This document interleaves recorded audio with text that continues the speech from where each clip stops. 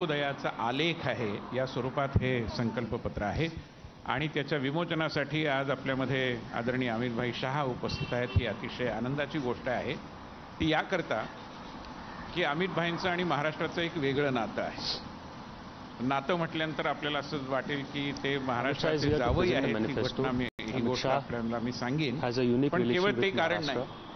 अमितभाई महाराष्ट्र के प्रति जो भाव रखते हैं, संसद के हमारे ग्रंथालय में छत्रपति शिवाजी महाराज के प्रति उनके बारे में जितनी सारी किताबें हैं, उसमें से सबसे अधिक किताबें अगर किस व्यक्ति ने पढ़ी है, किस सांसद ने पढ़ी है जो महाराष्ट्र के बाहर का है, तो उसका नाम है आदरणीय अमितभाई शाह। इसलिए इस शिव परंपरा के जागरण के इस कार्य में आज वो यहाँ पर उपस्थित है। मैं उनका स्वागत करते हुए उनको अनुरोध करता हूं कि वे इस निमित्त हमारा मार्गदर्शन करें।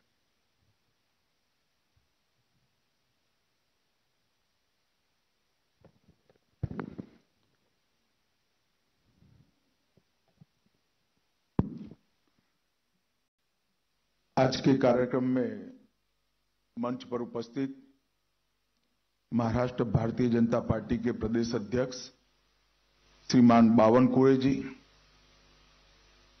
भाजपा के वरिष्ठ नेता और हमारे उप मुख्यमंत्री श्रीमान देवेंद्र फडणवीस जी, मोदी जी की मंत्रिपरिषद में मेरे साथी पीयूष गोयल जी, राव साहब दानवे पाटिल जी, मुंबई भाजपा के अध्यक्ष श्री आशीष शेलार जी, आज जिस संकल्प पत्र पर हम बात करने के लिए एकत्रित आए हैं, ये बनाने की समिति के हमारे अध्यक्ष श्री मुनगंटीवार जी, हमारे राष्ट्रीय महासचिव विनोद तावड़े जी, विनय सहस्त्रबुद्धे जी और आज यहां पर उपस्थित सभी पत्रकार छायाकार बंधु भगिनी, आप सभी का मैं मन से स्वागत करता हूं।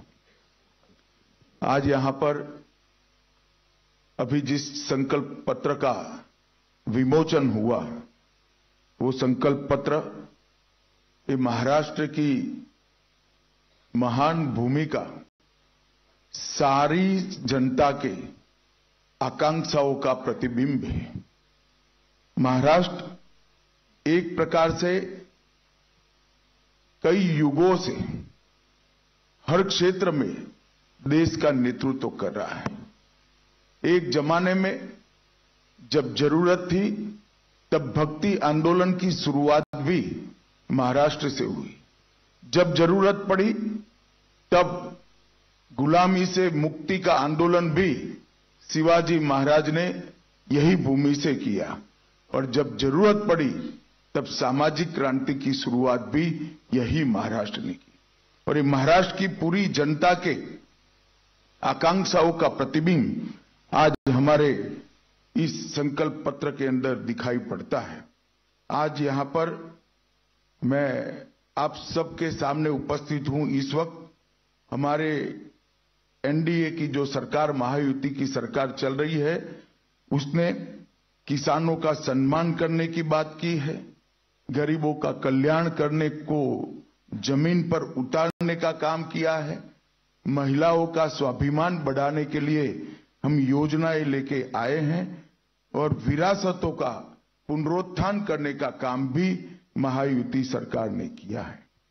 मित्रों, आज मुझे बहुत खुशी है कि जब मैं अंबेडकर जी की भूमि पर खड़ा हूं, तब अभी अभी कश्मीर में जो चुनाव हुआ, आजादी के बाद पहली बार कश्मीर का चुनाव के बाद मुख्यमंत्री का शपथ अंबेडकर जी ने बताए हुए संविधान से हुआ है।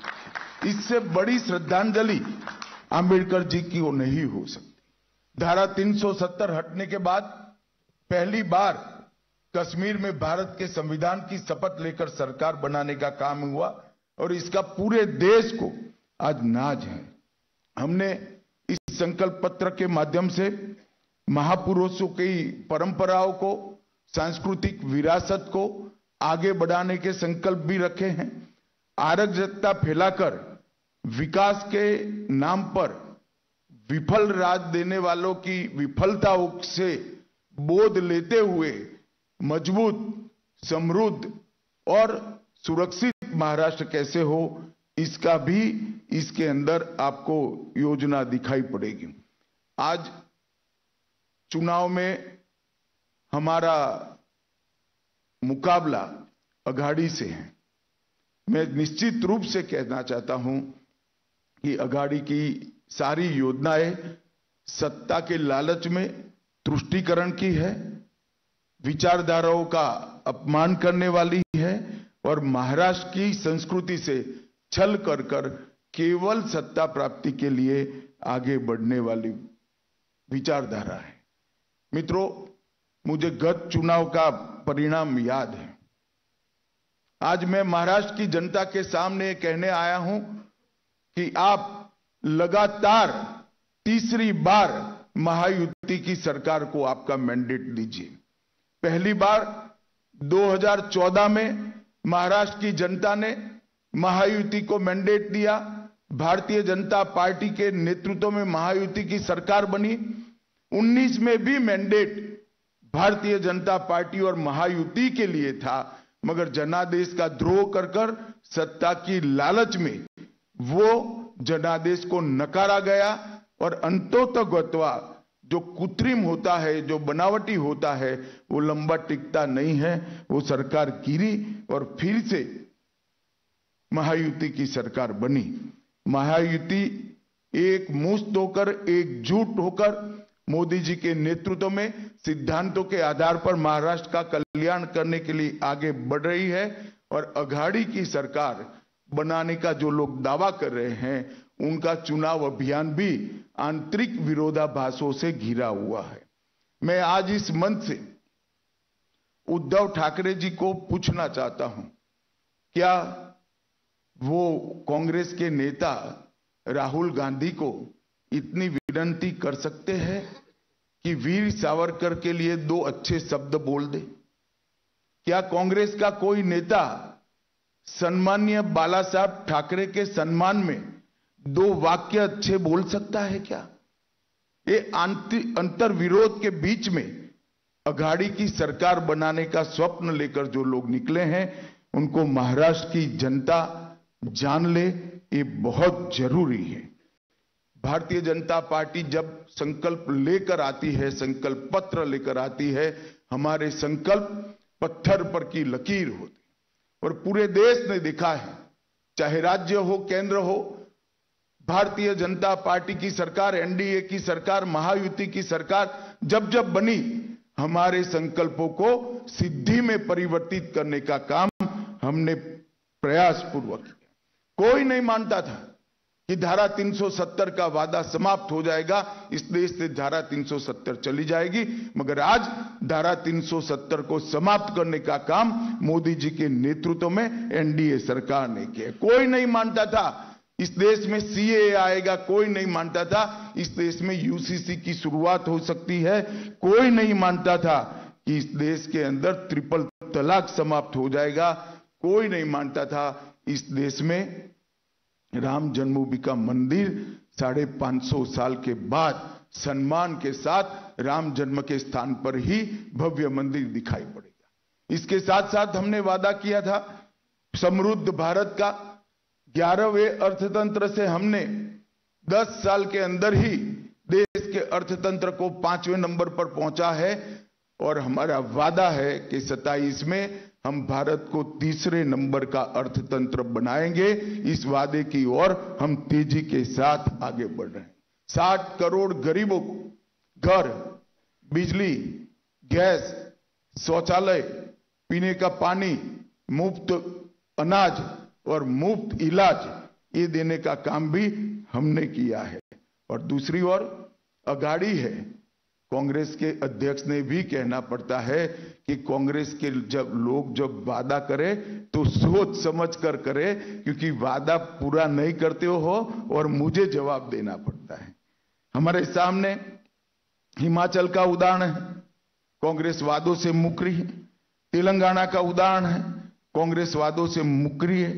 कर्नाटक का उदाहरण है, कांग्रेस वादों से मुकरी है। ये अघाड़ी के वादों के विश्वसनीयता पाताल से नीचे गई है और युति के वादों पर पूरे देश की जनता को भरोसा है, भारत की जनता को भी भरोसा है। और इंतहा तो तब होती है कि जिस संविधान की प्रति को लेकर राहुल जी संसद में संसद सदस्य की शपथ लिए, जिस संविधान को लहराकर बाबा साहब आंबेडकर के संकल्पों की याद दिलाई, जब किसी प्रेस के मित्र ने वो संविधान की प्रति को खोल कर देखा तो पूरा कोरा था, एक अक्षर भी नहीं लिखा। इससे बड़ा अपमान भारत के संविधान का भारत की 76 साल की आजादी में कभी नहीं हुआ। न केवल ये भारत के संविधान की अपमान है, भारत की संविधान सभा और बाबा साहेब आंबेडकर का भी अपमान करने का काम एक कांग्रेस पार्टी ने किया है। और अभी अभी मैंने अखबारों में देखा, दस्तावेज भी देखा है, उलेमाओं की कॉन्फ्रेंस ने, उलेमाओं की एक संस्था ने मांग की कि माइनॉरिटी को आरक्षण दिया जाए और कांग्रेस के अध्यक्ष नाना पटोले जी ने इस मांग को स्वीकार करने का पत्र, एक्नॉलेजमेंट एक दिया है। मैं महाराष्ट्र की जनता को पूछना चाहता हूं, क्या कांग्रेस पार्टी के ये मंसूबे के साथ आप सहमत हैं क्या?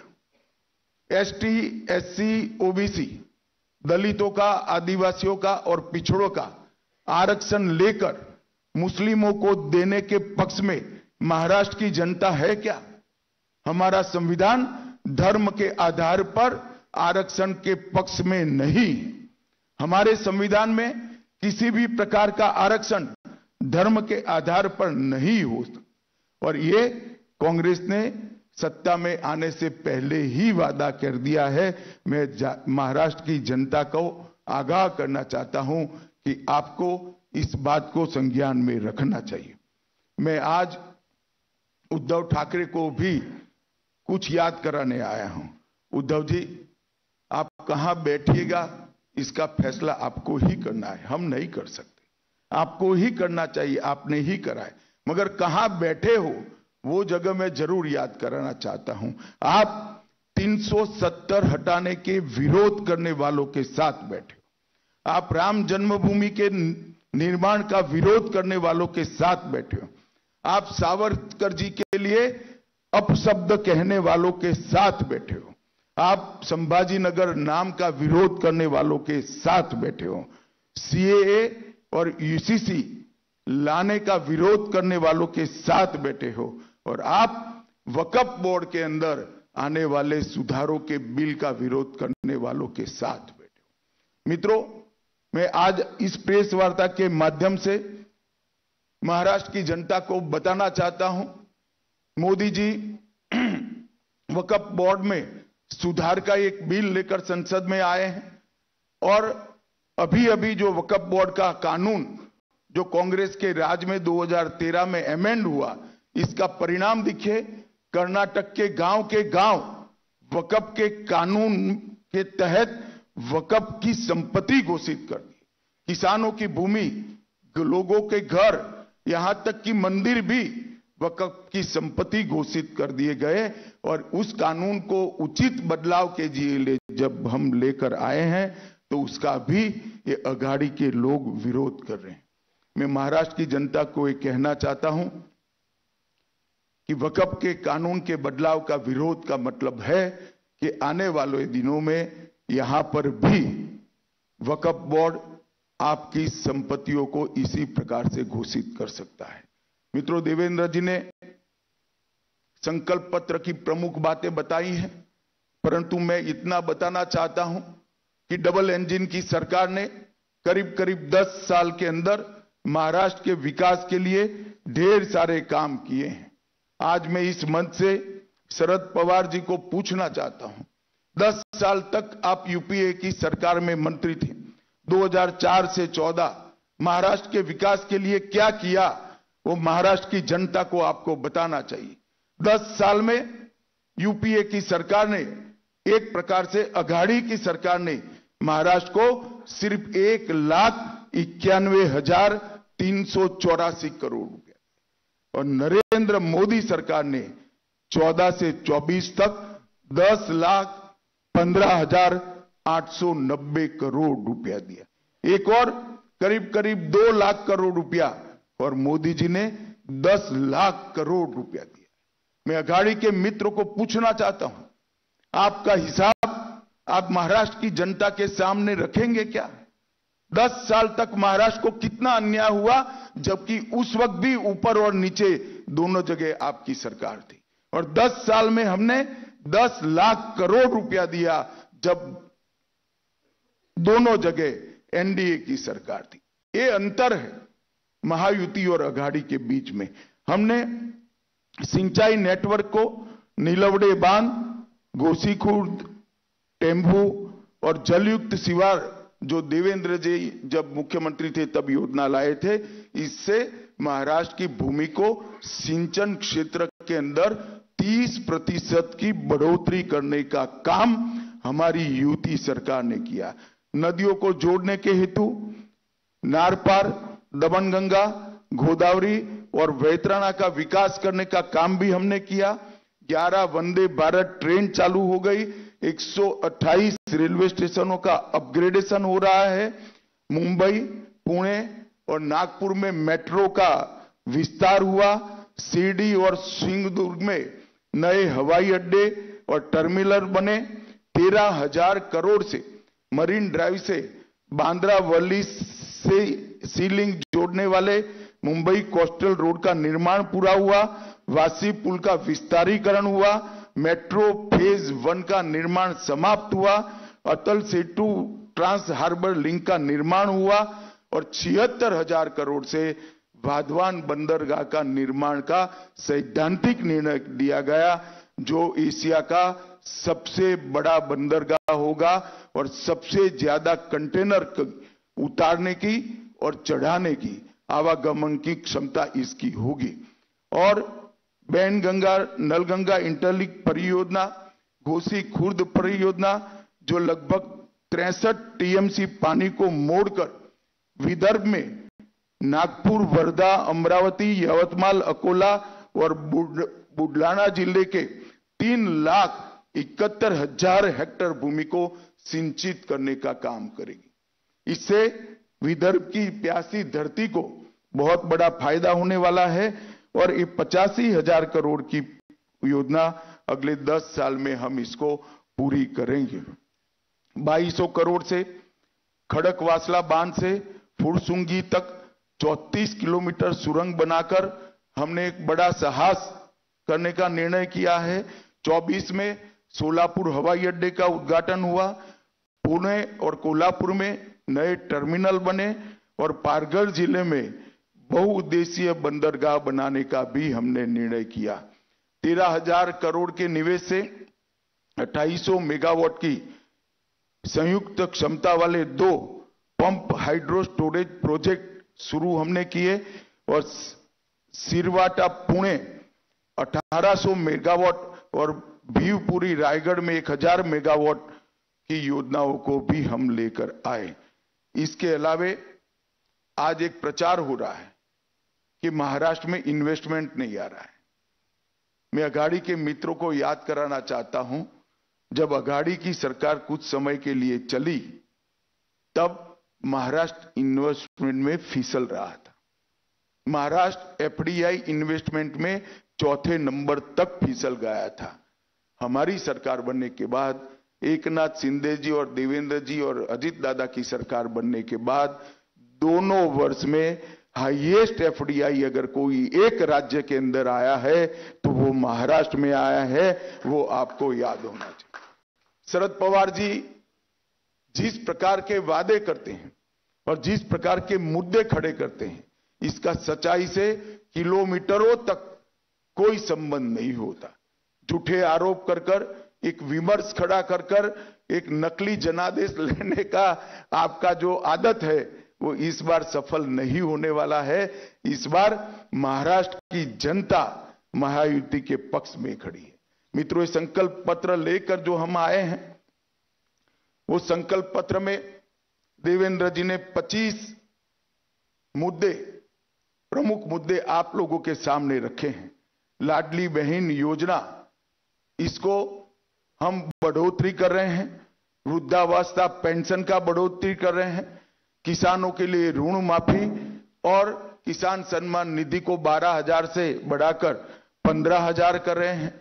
मूल्य स्थिरीकरण कोष के माध्यम से हम महंगाई को काबू करेंगे और 10 लाख प्रतिभावान छात्रों को मासिक 10,000 का मानदेय उनके आगे के अवसर के लिए देंगे। 45,000 गांवों में रास्ते बनाने का काम किया जाएगा।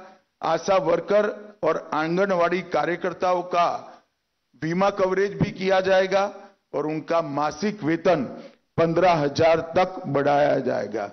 वीज बिल में 30% कपात सौर ऊर्जा और अक्षय ऊर्जा पर से भर दिया जाएगा और 2028 तक महाराष्ट्र की इकोनॉमी को $1 ट्रिलियन की अर्थव्यवस्था करने का लक्ष्य हमारी यूपी सरकार ने रखा है। मैं विश्वास दिलाना चाहता हूं महाराष्ट्र की जनता को कि $5 ट्रिलियन का जो मोदी जी ने लक्ष्य रखा है, इसकी पूर्ति महाराष्ट्र के $1 ट्रिलियन के इकोनॉमी के लक्ष्य से होने वाले ही। मेक इन महाराष्ट्र नीति के तहत भारत के प्रमुख उत्पादक राज्य के रूप में महाराष्ट्र को हम प्रस्थापित करेंगे। देश का पहला समर्पित AI विश्वविद्यालय, उसकी स्थापना की जाएगी।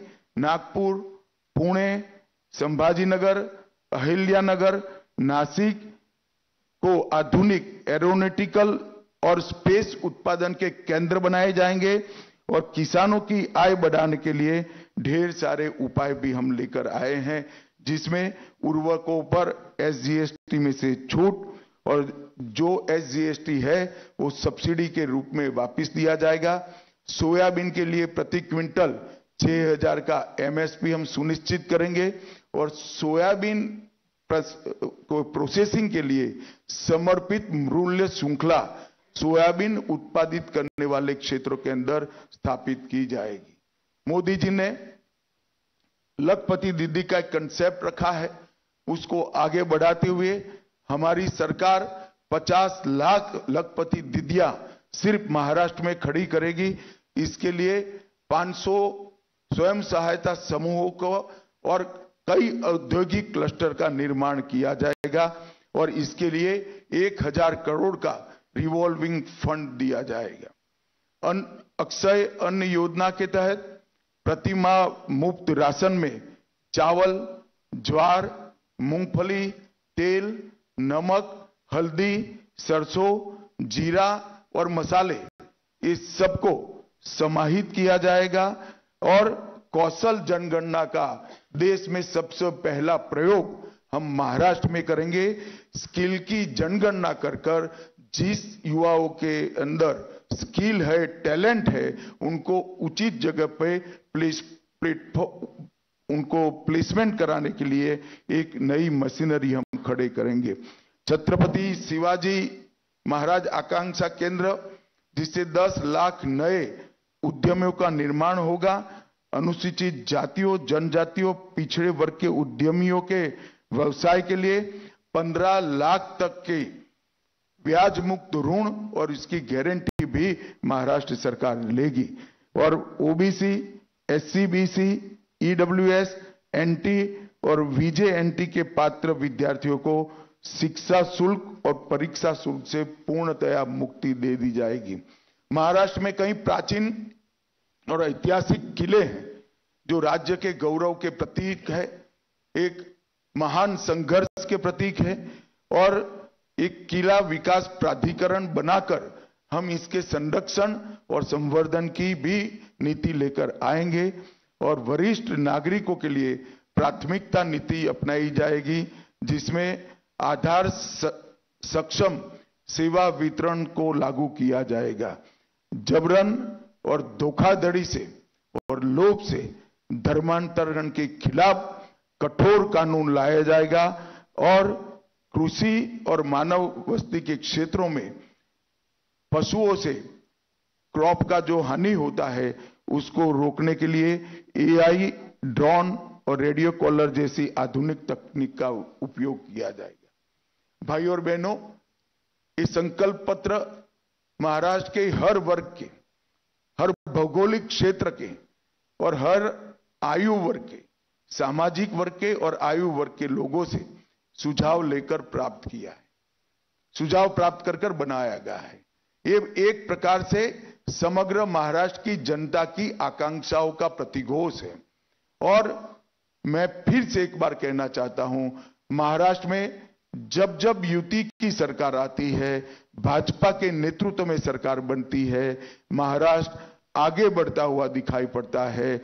और जब जब अघाड़ी की सरकार आती है, तब तब महाराष्ट्र में केवल और केवल राजनीति होती है। महाराष्ट्र के युवाओं को आगे बढ़ाने के लिए, महाराष्ट्र को राष्ट्र का, देश का प्रमुख राज्य बनाने के लिए और हर क्षेत्र में देश में महाराष्ट्र को सर्वप्रथम बनाने के लिए मैं अपील करने आया हूं महाराष्ट्र की जनता को कि आप मोदी जी के नेतृत्व में महायुति का साथ दीजिए। भारतीय जनता पार्टी, शिवसेना और एनसीपी अजीत दादा को आपका समर्थन दीजिए। कमल फूल, धनुष बाण और घड़ी पर अपना कीमती वोट देकर महाराष्ट्र के विकास में आप सहभागी बनिए। यही मेरी महाराष्ट्र की जनता से प्रार्थना है। धन्यवाद। वंदे मातरम।